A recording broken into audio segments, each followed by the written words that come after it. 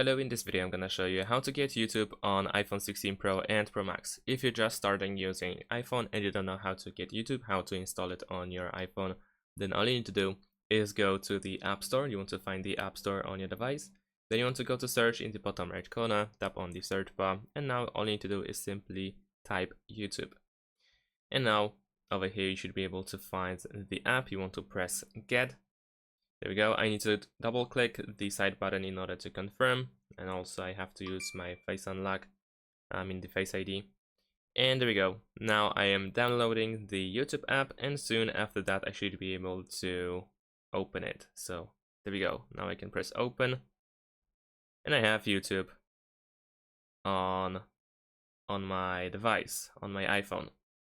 And of course, if you want to find it, you can, for instance, use the app library. Or if you need it, then of course you can add it to the home screen as well. And that's pretty much it. Thanks for watching. Leave a like and subscribe to my channel, and see you in my next videos. Bye.